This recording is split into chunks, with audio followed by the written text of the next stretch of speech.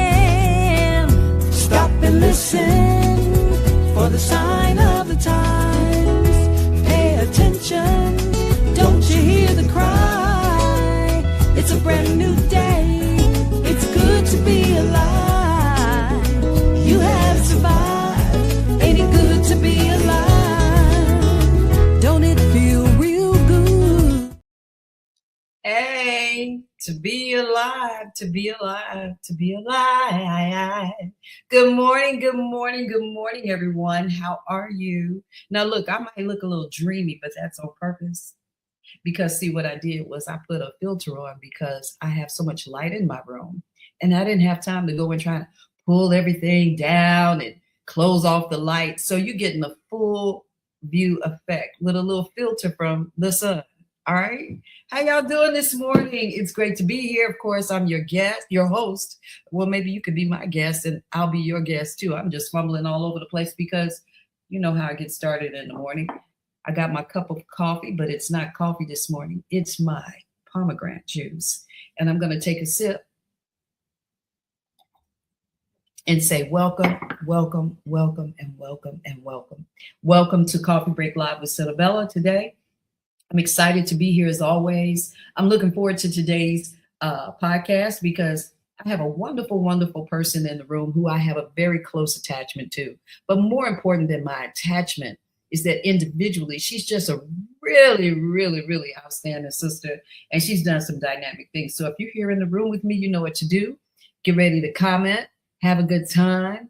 Let's talk about the things that we're going to talk about. And we're going to find out, what is this connection of communication as human beings that we need to have in order to advance our lives so we can go forward? We're trying to go forward, folks. We're not just trying to talk. We want to have communication. And Kai is an expert in communication in many ways. She's just a dynamic sister. She's done some marvelous things. I'm going to pull up my notes real quick so I can talk about her, like not just as someone that I know, but someone that you should know as well if you don't. And she's seen as a visionary, and she's held position as editor and CEO of arts organizations.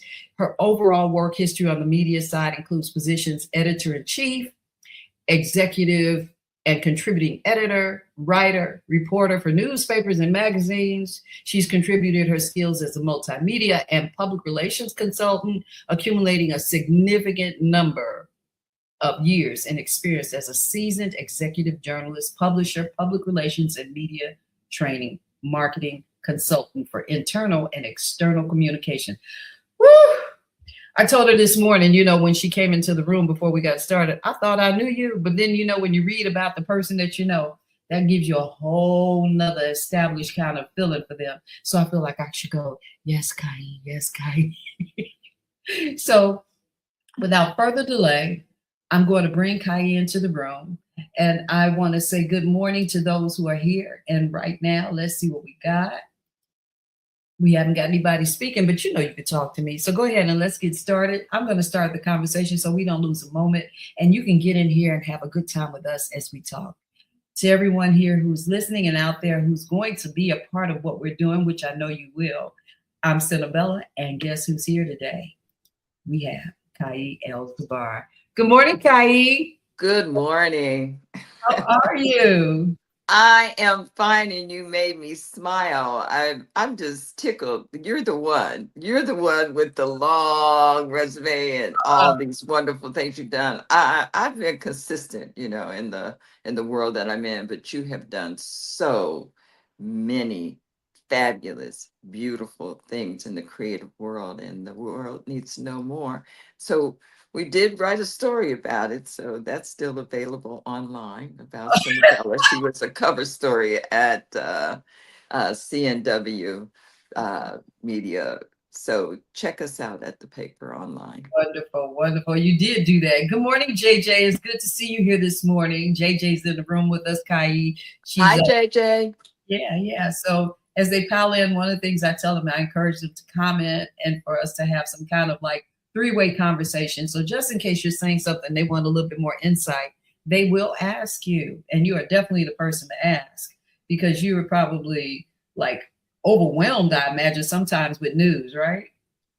Absolutely. And, part of being in the leadership position, you have to determine what is worthy of your time, to share with the public because everybody's sharing the news. So you want to make sure whatever it is that you choose to share and report, you have some sort of insight and expertise to it. I'm talking about on the spur of the moment. So that you get it right, because it's important that we make sure that we provide you with factual information. Well, media has changed so much in a short span of, say, let's just say the last 3 years. Yes. We can go back to the last time we sat at Urban Broadcast Media in my office together. That's what, 2017, 18. And we were talking about news then. And at that time, I think you had just completed your tenure working at the Chicago Defender. Right. And news was changing then. So Absolutely. what has that climate been like for you from then to now? Well, it places the media as we know it on the brinks of destruction. We have gone from being very, very determined and decided about when you're writing about the news or when you're reporting the news, that it's factual and that it comes from you and the research that you as a reporter had done and provide to your listening or reading audience. Today, there's AI. You don't have to write it, and those of us who have implemented that into their daily regime realize that it is not without, fallibilities. And you have to make sure that if you are going to use AI, that now you have to go back and fact check AI. So there's really no way of removing us from the process for those who are fearful of it. And I was one of those people. I really just didn't want to do that. But what I have learned, as we often do once we engage ourselves in something new, is its strengths and its weaknesses. And for me, I like to use AI as research, but you still have to go and check, the facts. But I like to use it as a research agent. So it's an engine. It can go, touch base with things that would take me hours, maybe sometimes days. That is a strength of AI. But all of us, and there's so many things that it can do. I don't think I'm interested anyway in using it as my voice, because who you are, Senabella, is just like you as a songstress. You don't want to give AI your voice and say, sing this song for me. It's not you. So you want to make sure you maintain your own individuality of expression, that thing that's very human about you. So that's important. But yeah, AI has been the real game changer since the last few years. I like that you said individuality of expression, maintaining the individuality of expression. Yeah. And it seems that even though people are speaking from opinions or sharing opinions of other people, one of the things that's really clear is they're learning that they have to have some individuality of expression, and that it's not as simple as we appear to think, that we think it is, right?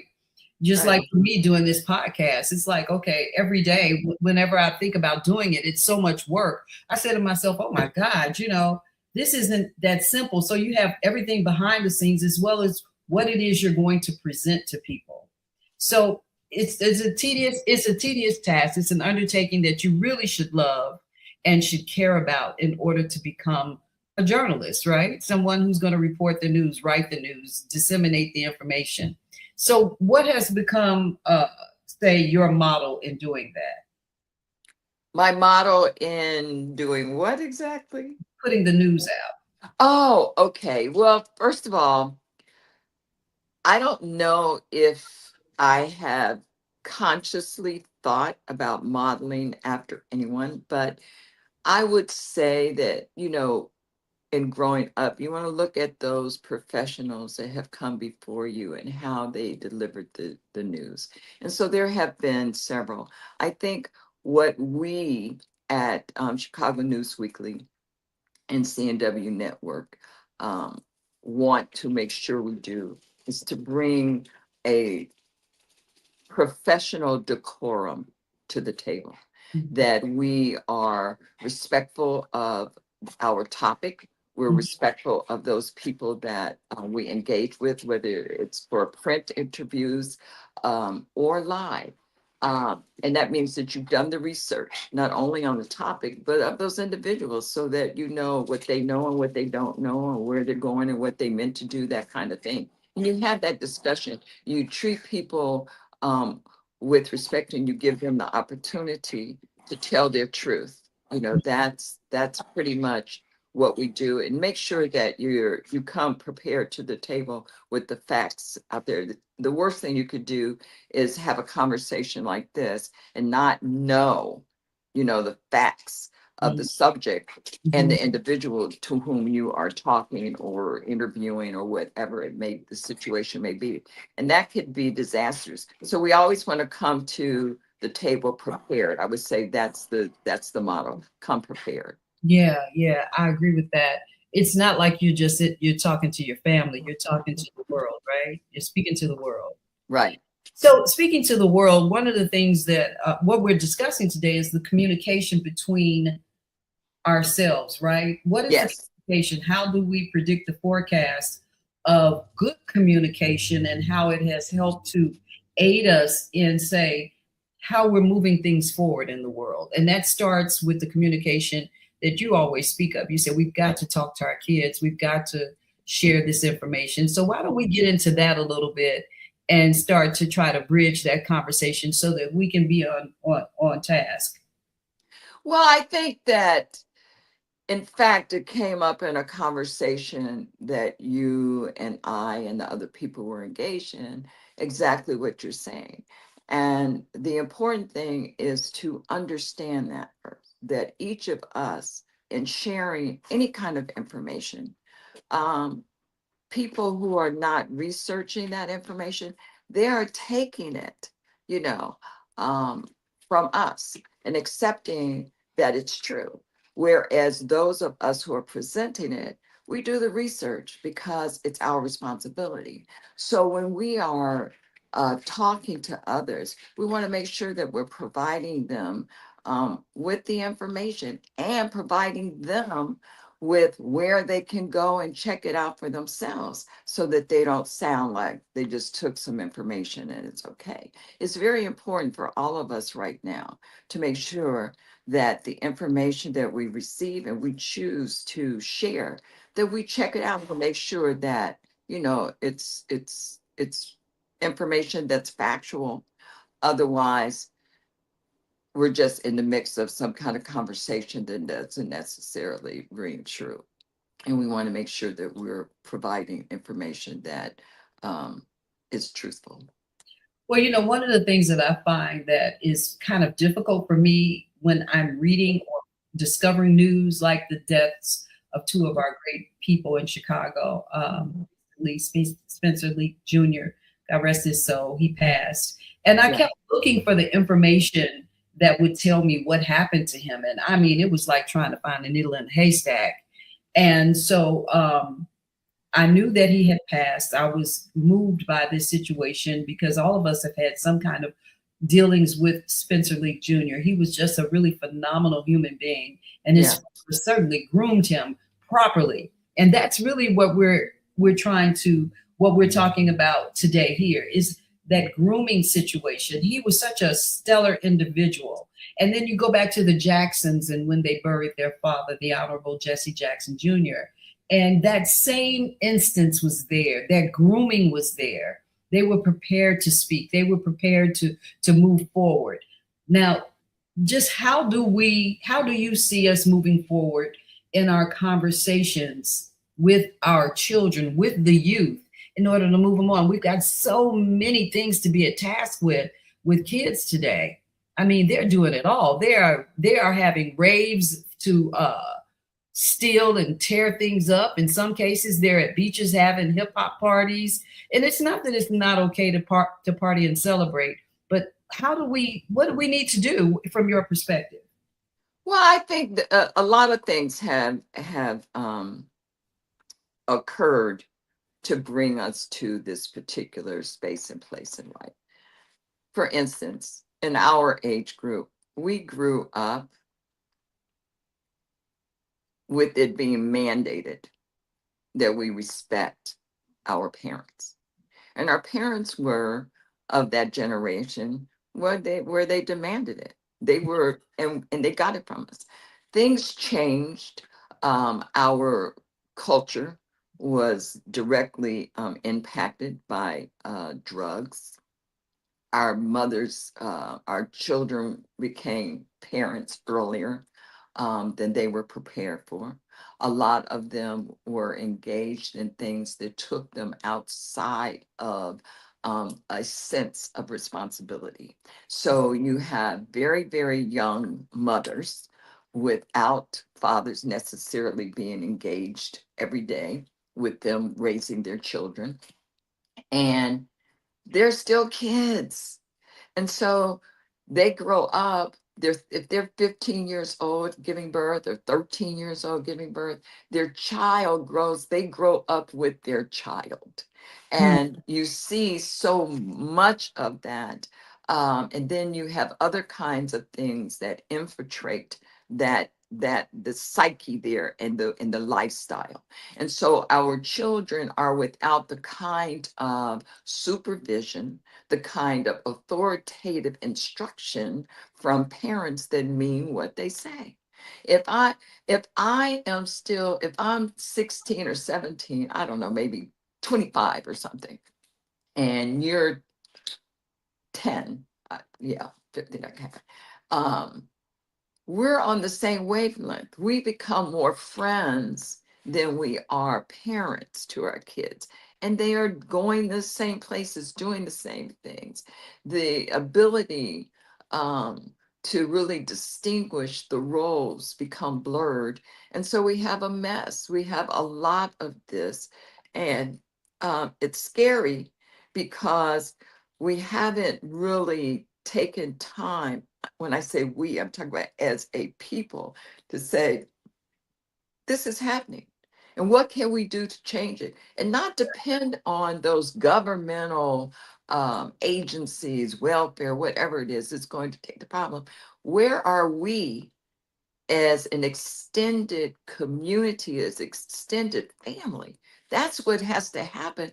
Our children are besides themselves because they have been raised by children who have not been taught to be responsible. Well, that's the point I was about to interject while you're speaking. I apologize. But yeah, my mother was a young mother and she had 16 children. She eventually raised 14 that lived, right? Mother and father. Right. I think the difference is that not so much that they're young when they're having the children, is what were their instructions as they were coming up. Our parents were young. Oh, my grandmother was 15 when she got married, That's what so I understand that. But yes, in the they context were that you're speaking of, that's what we're talking about. they had instructions. They had a community that had a standard. And Right. our community is so divided, whatever the standards are, they're just wherever they are. And so we encounter all these different types of youth and adults who have not Yeah. been necessarily fully raised and say prepared to come out. Even if I have to say honestly, I even encounter young girls and guys who are gone to college and just as wild as they could be. So it isn't about the education always, but it helps. Education does give them the advancement to at least hope and to provide a better future for themselves. But when you start thinking community, that's where the instruction becomes important. Because when we step out the door, like my mother used to say, don't you go empty that garbage looking like that. Go put a scarf on your head or something. You're not going to leave the house like that. Girl, please. Now, buckets are norm. Yes. So what we're talking about when we talk about education, because generations before the current generations of our parents, they were not necessarily college educated. Some of them had not even completed high school. But one thing we know to be true, Isabel, is that they were intelligent and that they utilized that intelligence out of respect for what their responsibilities were and what they had to do. They had not been totally influenced by outside forces like our children fight and face today. They don't even, or parents fight that. You have no idea what information your child is, victim of, or, a recipient of in terms of it being good.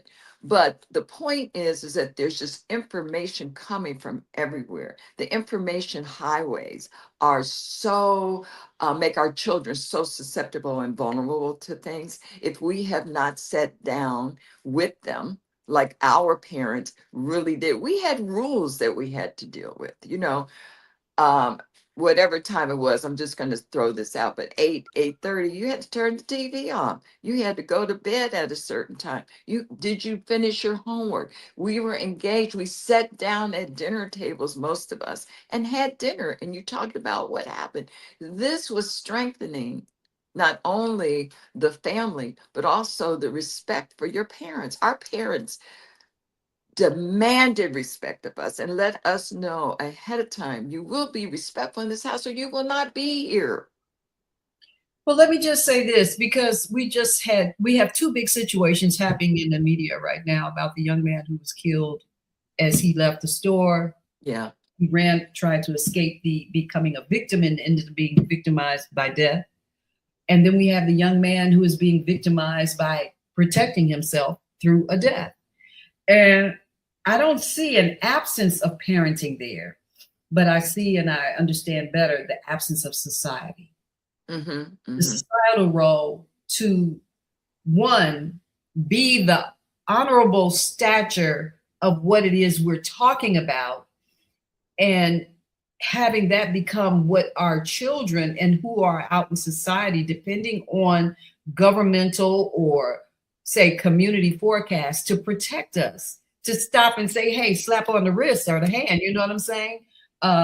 You didn't do this right, and we're concerned about you. And so we need to make sure that you're not here to steal. Did you steal the water? Ask the question, right? What happened? How did you end up?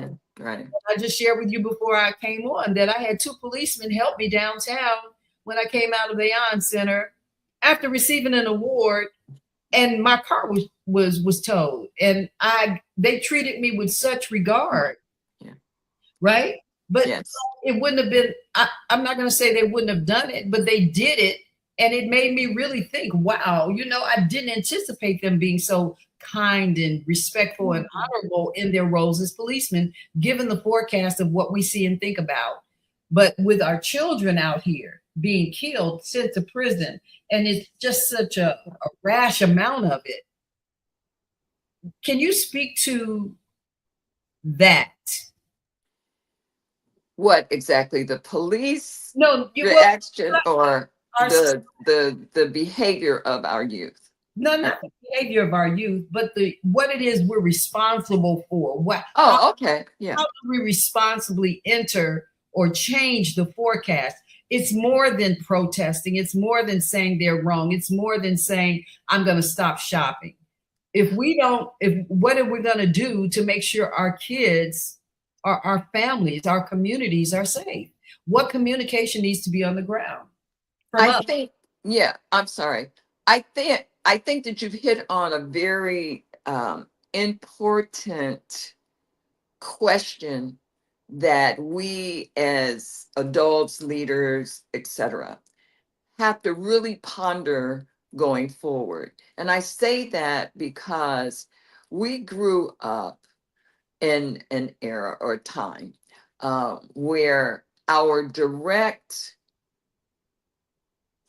education of leadership and human respect and regard came directly from our parents, was supported by our community, um, our teachers, our ministers, imams, what have you. All of that, our grandparents, everyone was of a mindset that was congenial and in agreement with the greater community. Today, you can live through social media and not have and totally abandon what you've been taught because you are attracted or drawn to someone else saying something else. The fact that we have our phones with us 24/24 all the time, able to receive information, instruction constantly, and not even realizing a form of brainwashing. It's a conditioning. And so you're talking to your child, but they hear you, they're like, yeah, but they are more tuned in. They spend more time with their outside social media, trust me, than they do in discussion with you or any adult. I want And to this respond this to is a that. problem. I want to respond to that, but let's take a quick break and come back. Folks, stick with us. I have something important I think I want to say when we come back, just to add to what you're saying, Kai. We'll be right back. Let's take this short break. Remember to like and share this here content. We'll be right back with Kyle Zabar. When you see Black children misbehaving in public, being loud, disrespectful, and destructive, do you think to yourself, what they need is a good beating? That's what's wrong with these parents. They don't know how to discipline their children. Were you disciplined in that way? And did your parents also call you stupid, ignorant, and lazy? That's the way you break a slave. You terrorize them with constant fear of painful punishment.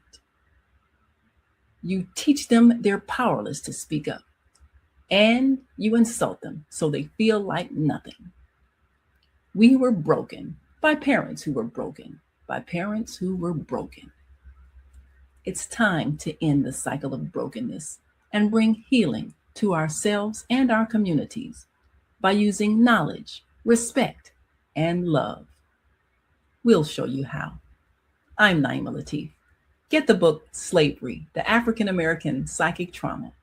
On sale now. Go to www.naimalatif.com. How about that? So there's a Powerful, insightful. yes. Naeem is quite insightful. In fact, she is the executive producer and founder of the Female Solution. And it's something Okay. that she came up with a long time ago. So all of the people here on this here in this broadcast area with that have put up podcasts and stuff here at Female Solution came through her selective process, and to make sure that messaging goes out from in different voices, right? And so Yes. just speaking of voices and different messages, it is important that the message that the children has is the same one society has. Well, I think our orientation, to your point, to society, um, was very different because we didn't have the social media world and all of those things that are But just guys, before you go forward, but we did have the voices of the church. We had the voices of the community. We no. And I'm gonna, like I'm yeah, going there with you. But what I'm saying is the way we received, okay, and the way information was imparted to us was more natural and humane because if you were going to the church, you were a participant in it, or you listened to it on radio. But the bottom line is that you engaged in it on an entirely different way of how we engage in the world today. And I think that, like I was observing, I want to go back. I think that, and I'm leading to what I was observing the other day, were like maybe four young women, they could have been anywhere from 14, 15, 16, that kind of thing. They were all in a group, and I'm really looking at them, and they all have their phones, and they're on their phones, and they're laughing. They were actually having a conversation in the space of each other through the phones. And I thought, oh my God, what is going on?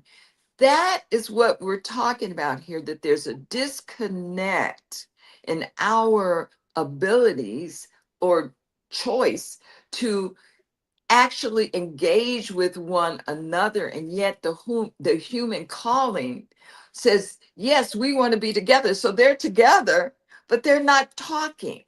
Right? I want to experience, You think this is Senabella's beautiful voice or tenure of her whatever. And she has the opportunity when she's talking to me to express that feeling, and she starts singing. All of this is being interrupted by our dependence on technology. It takes away from our human expression, right? And we think we're really experiencing one another. No, we're not. But We're how does that relate to what is happening though? The violence. that's how it relates, because our children are so disassociated with reality, and they don't know it. I'll give you an example. I'm trying to, when it was Laquan McDonald, we were marching, and this had to be 2015 or 2014, I think 2015, 2016. And we were on Michigan. The police were lined up to protect those stores because we were, on the Gold Coast, and to protect all those stories. And I can't remember his name, but there was one group marching up Michigan, and then Reverend Jesse Jackson's group was coming up Chicago, and it was like this: we're going to intersect. And I watched the young people I can't think of the young man's name, the group that was leading the young people, going up, approaching policemen standing in what do they call it? Riot gear, doing stuff in their faces like this, just aggravate. I was like, what is wrong with these kids, right? And having no reality that policeman may beat you with a stick in a minute if you keep agitating him. You don't do that. And I think also that they're not aware of how the law protects them. And if the law isn't protecting them within those rights that they have, if they are not even instructed properly in how to go about using the laws that we have in place in order so that everybody can do what they're doing. But it does first start with some decorum. There you go. And we've lost that because we're not engaging directly with one another. We're hiding that you people wanted their kids to be able to speak back. Yes. And my house, it was like, oh, you're gonna wait till my mother finish. Right. My daddy finished. Right. Today, every kid and every person thinks they have a voice. So when they're outside and something happens, they all in your face, telling you how they feel and what they think. They're not thinking of outcome. They're thinking of just being present, having their opportunity to say, I know my rights, I know the laws, but you're in front of a person who may not know that. That's right. And we do want them, because this is not a discussion, that, Senabella, about taking away anyone's rights, denying them self-expression. That's what we live for. We wouldn't have a Senabella if you were not, personally self-expressed. So we're not talking about suppressing that. We're talking about the word that you just mentioned, decorum. We're talking about protocols. We're talking about, rules of engagement. These things are important. And somehow we have failed our younger generations and not conveying or really teaching how important that is in terms of us communicating with one another. Like, I have to listen as you are speaking in order to respond, right, to what you are sharing. There's information that you impart that can be of big service and contribution to me and may even extend my life. But if you're so busy, just ready to say something without acknowledging that there's some information over here that can be helpful, that's a loss. And so we have a lot of that going on. I may have shared with you one day I was in the South Loop crossing the street, and there was a group of children on the other side of the street coming towards me because we were crossing together. And one of the little girls was walking backwards because she was talking to her people. So she doesn't even see me, and her friends don't say, watch out, whatever. So I put my hand up, like this to stop her from running into me. This was her back. I didn't do anything like that. I just put it there to stop her. She turns around and starts cursing me out and saying, don't touch me, don't touch me. I was like, what? Wait a minute, little girl. And I did that. I just went into that one. I said, you ran into me because you were not watching where you were going. You were walking backwards. And why would you do that crossing the street? There's traffic that still could come that way, regardless if we have the walk light. You don't know what these people are going to do. So you just gave that up, your responsibility. And that was also your responsibility to pay attention to who's walking in front of you. So all the other kids, ooh, and I said to stop that. This is not what that's about. Now, I'm only sharing that with you not to get into the whole thing, but to say, because the way we grew up, the way we were groomed, we're the adults in the room, and we are going to teach in that moment. All right. That is not what's happening on a huge level at this time. And a lot of people in our generation have just given up because they scared the person gonna shoot them or something, which is legitimate. I mean, what do we do, Senabella? We have got to corral our children, our youth back into the room and earn their respect, because apparently right now they do not respect us, right? So we have to earn that. But we have to also communicate to them that we have so much information and knowledge that can be helpful to them to be themselves. We're not trying to tell you how to be, but we are talking about the tools you need to navigate going forward in life. Right. And I think that some of the responsibility that we've had, which I have undertaken with my adult children, my offspring, I undertake communication with them today that's sensitive to today, because they are my grandchildren, right? And so I want to make sure that this communication is filtered down properly. And in order to do that, we have to be sensitive to what's happening. Yes. But more importantly, it's not so much that you have a voice, it's what are you doing with your voice? So when you choose to say something or do something, even if it's in a moment of quick reaction, thinking that something you did was not wrong, like the young lady with her walking and you having your hand up to protect yourself, because you realize she's not paying attention, but she doesn't have the social, we call them social graces and all kinds of things. But at the end of the day, our society lacks any social discipline.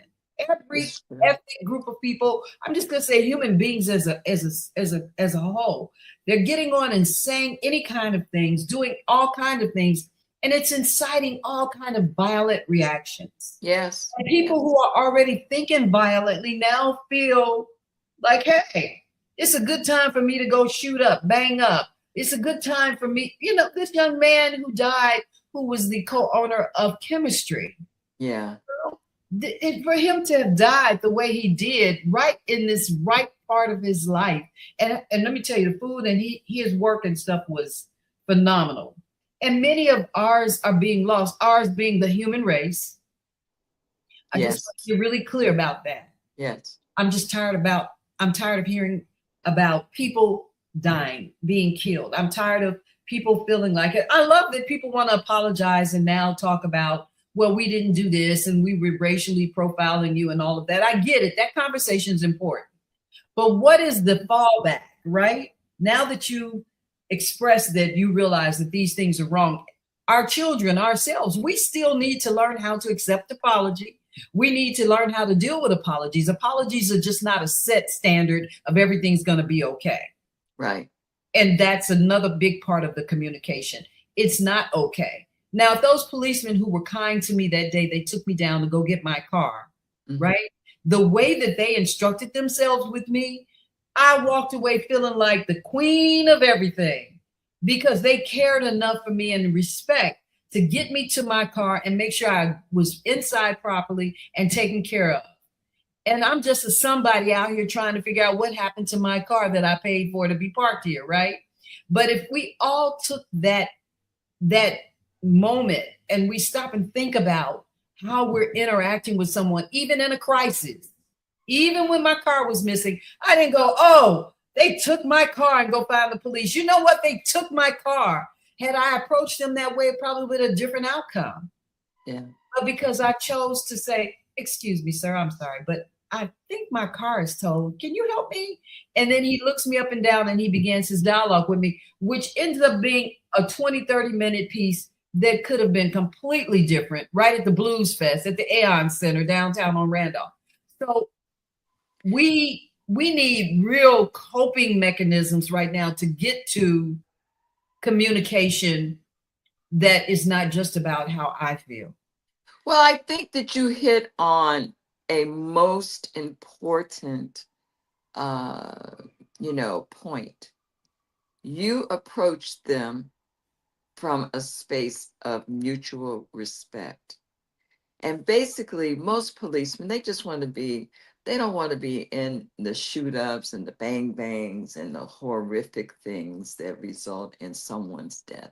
They really just want to be appreciated and valued. Most of them, not all of them. There are some who have malice intentions, but you understand what I'm saying. And you acknowledge them from a space of respect, and all they could do is respond like, yes, we want to help you. How can we help you? And I think that um, all of that, the engaging and how we engage, has been in many ways misinterpreted, by our youth. They might think you're sucking up, whatever they want to, however they want to call it. But the bottom line is that you are seeking to communicate in order to accomplish what you want to accomplish. And that was, where's my car? Are y'all gonna help me? And I need some help, I right? need some help. I'm dressed up And and there's not nothing ready to walk down the pavement to go right, look. and there's nothing wrong with that. And they ended up assisting you. I just feel, Senabella, that I don't even know where to begin, but I know we just begin where we start, if that makes sense. Uh, because there's so much needed in terms of our voices right now. Otherwise, we can leave this planet and not have contributed to the growth and evolution of our youth right now. If Or we're not or talking to our lives right, will be the contribution. right, And right, and instead so of that's important. being a part of an example and succeeding in life to see what Right, our actions and words were, we now are death memorials to whatever the new right, structure of the planet right. is going to be made into. And I just want to say one last thing. We're of that generation, because I'm older than you, but we're of that generation where we were taught to be of service, not just to ourselves, but to our communities. We wanted to make a difference, in the growth of our communities. This is just something innate in us.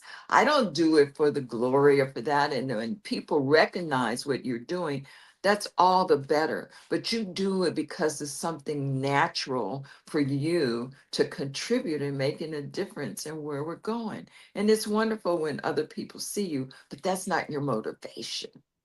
The motivation is the difference that you make, you know, in the lives of others, which could mean the longevity of their life, even, you Yeah. know, or them going someplace else. I mean, we have to really What you understand just that. said is so important, though, Kai. It's like if we leave the door Yeah. knowing that happenstance is there, that Yeah.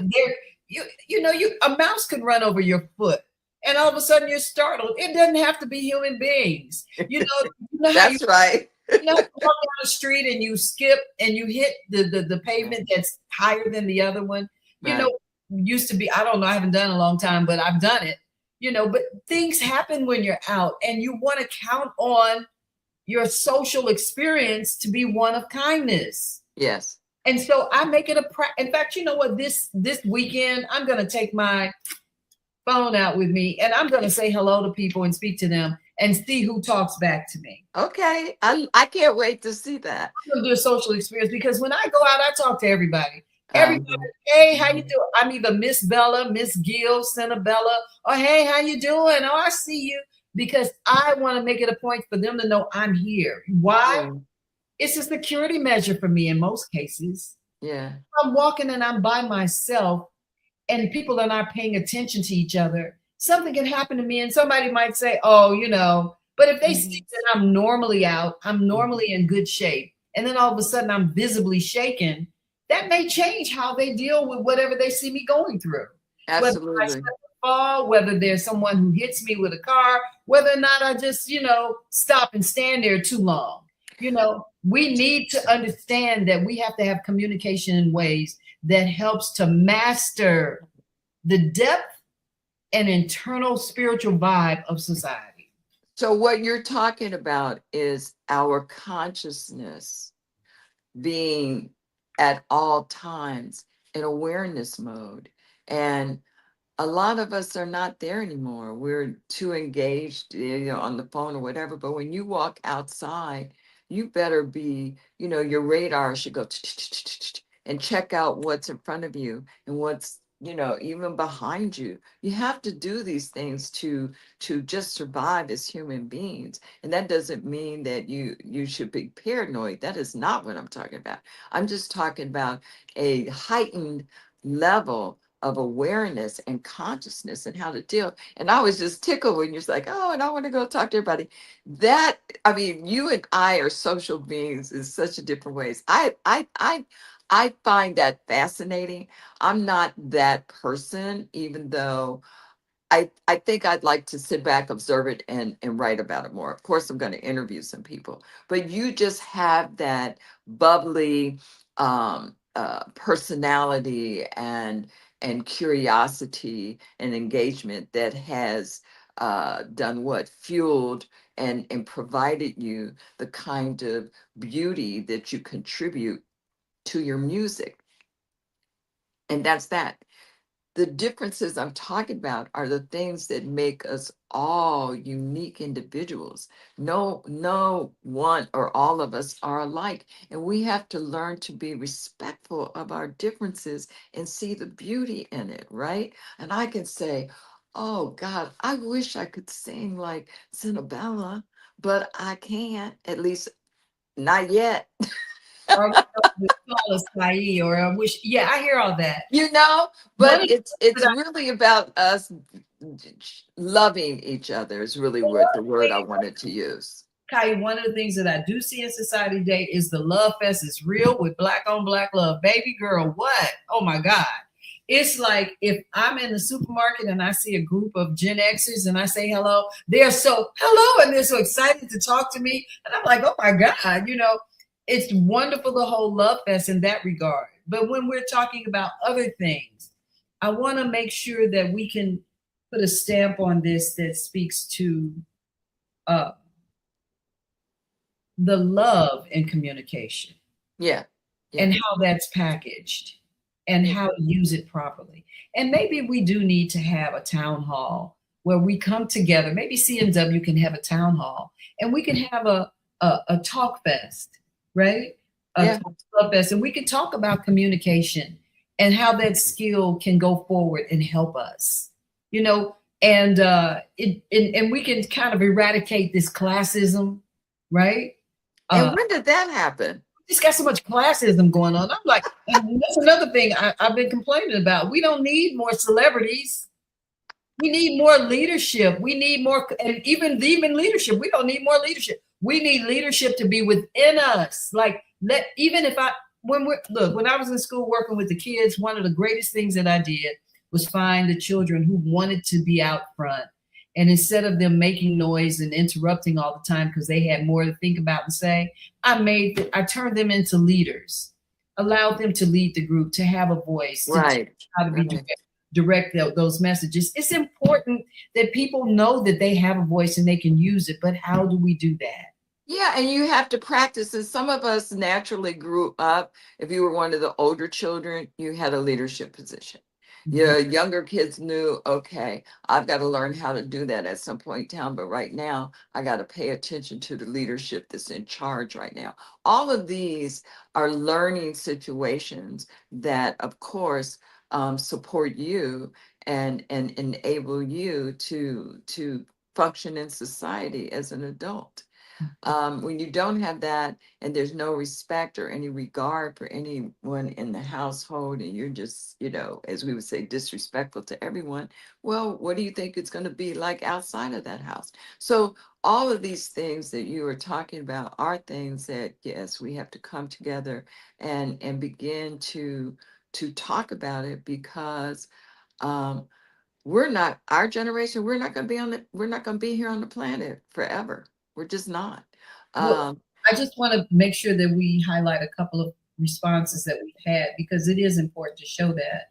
Abantu say this topic is so important. Yes, our parents shared instilled parameters and respect for people and things. And then JJ says, many youths don't have the structure that we had. We had our great grandma, That's right, mom, dad, aunts, uncles, etc., to keep us in line.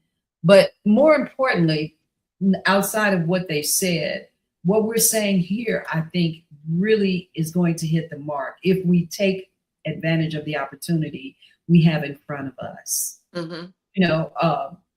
It isn't social media's part. It isn't social media's fault that we don't know how to act. No, it isn't. Right? It no. isn't. It isn't just about a man killing a child or a child tearing up stores in response to how things have been in their lives. These are their outbursts. This is what they're doing, but it's not okay. It's not acceptable. And I want to say, I don't want to turn my car and go 6 blocks to get away from the children. I want to get out my car and walk into the children, and I want them to understand my presence means that I see you and I want your safety, but I want mine as well. Yeah. And I used to do it, but I can't anymore because they're so raucous. They're like, and so you have to step back and you're concerned. And it isn't just about the children who are rambunctious and having their day, but it's about the children who aren't, and who are also trying to move forward and to come to the beaches and to be outside. And it's also about, and I'm going to say this, and I would like you to speak on it for a minute. Community is in little bubbles. What do you think about that? Little bitty bubbles. If we, from neighborhood to neighborhood, a community, if you're good in your community, you can be good in other communities. Can you Absolutely. Let's talk about what you're talking about, though, is when we, as a large group, right, of people, so we can just say Black people, we had a way in which we did things. I mean, I laugh about this all the time. I tell people, I said, look, think about this. What was the one thing your mother would always say to you, and every Black person in the world knew it? What was it? It would say, they would always tell us to make sure we had on clean underwear. Tell me why, Senabella. Wait a minute. Ask me. I You said said, our mothers, every black person in our from our generation down would tell their kids, make sure you have on clean underwear. Why? I'm gonna tell you, I can't. Okay. So the Just thing hearing, that I've never heard that in the my answer life. was, in case you're in an accident and you have to go to the Oh, hospital, you have on clean underwear. You know that. That's what they used to tell us. This was just something forgot across about- the board. look, you got me on that one. Did you forget? Totally. But you know. So all I'm simply saying is They would see that. we have got to find ways to impart helpful information to our children again that is across the board. There's just certain things. Fathers talk to their sons about, the police and how to handle these things, what to do and what not to do.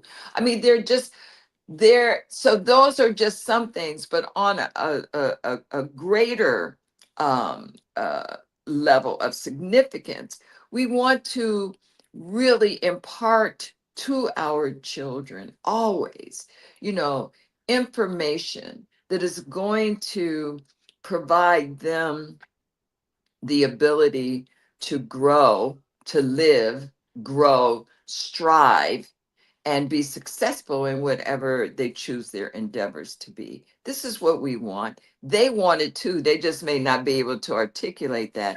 They want Absolutely. to, right? They Because want to have fun. They their want to parents, enjoy life. But there's a way to do that. And that goes back to what we were talking about earlier, Senabella. It goes back to all those things we're talking about. We're talking about decorum. We're talking about protocols. We're talking about, how to be polite in certain situations and just being respectful. These are all the things and more that we're talking about. And it's not that hard. Our kids think, you know how your mother would say hello to somebody and you'd go, whatever. oh, And some people think that was being phony. No, that was just, a means to clear the way, and these are the kinds of conversations that we're I don't know, I can't say we're not having, we are having, but a lot of it's not happening in a lot of homes, and it I'll say, needs it I'll needs to say happen. this. I'll say this, that when I worked on the West Side in the schools, one of the first things that I realized in going to the West Side before I finally just said I need to move over here because it was like I was there all the time. Yeah.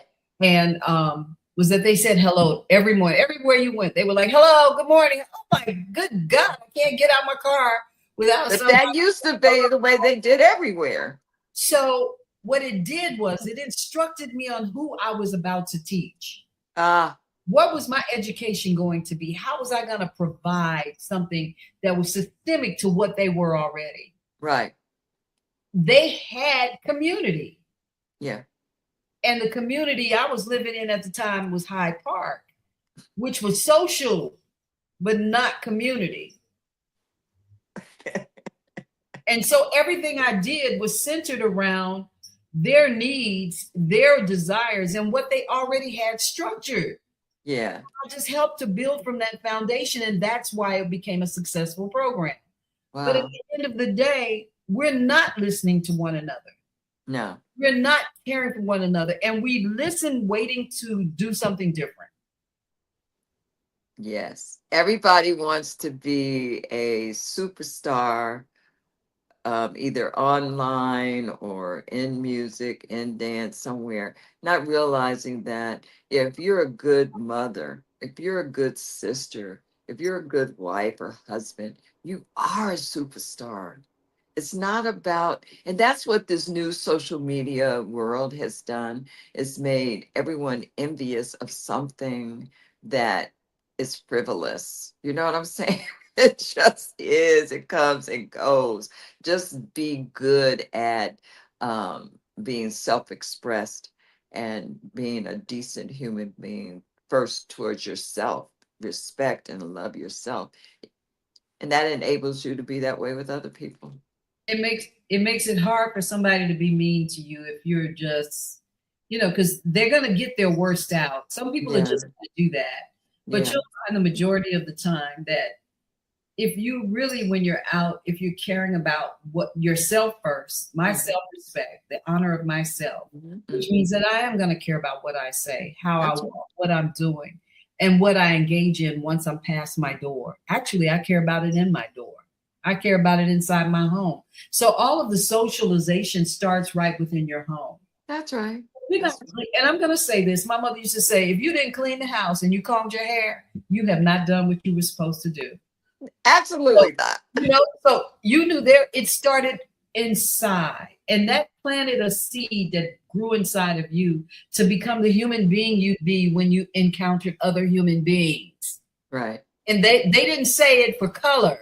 They didn't say, and for some parents they did, because a lot of us had come through some very terrible times, which we're existing in now. And we have to talk about security. But the security starts with the communication you have with yourself.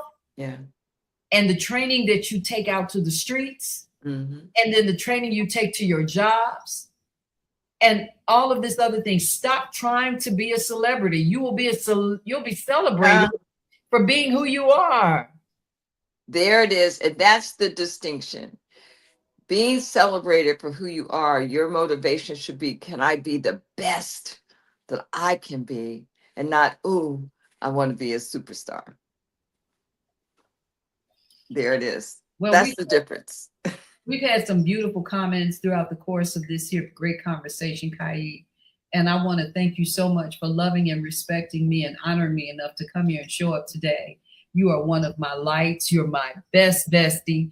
And you're also my mentor. I absolutely love and adore you. And I know all those who know you love and adore you. And I'm so happy to present you here today on Coffee Break. And just take a minute and say something before we close out. We're already over time, but I want you to have your. I just want to say it's mutual, people. I love her dearly, and everything that she said about me is true of her. I'm just so happy that we took this opportunity this morning that I get to share with her fabulous audience. Thank all of you. I know that you're beautiful people, and whatever you got from today, just take it and run with it, because I want to see your beauty expressed throughout the world. I'm throwing up these last little comments because they're cute and we didn't get a chance to say them, but they are really something. And I'm really happy to see my dear friend Aaron Johnson in, and he says respect. Have a wonderful day, everybody. We're about to close out. This is Senabella and Kai Zabar of Chicago News Weekly. And we're going to talk about their town hall thing too. You can believe I'm coming back with that. Okay, I'm ready. You all have a great day. This is Coffee Break Live. And hey, it's the weekend. It's the weekend. We're going to talk inside out. Inside out. Love you guys. Have a great day. Love you all. Thank you so much.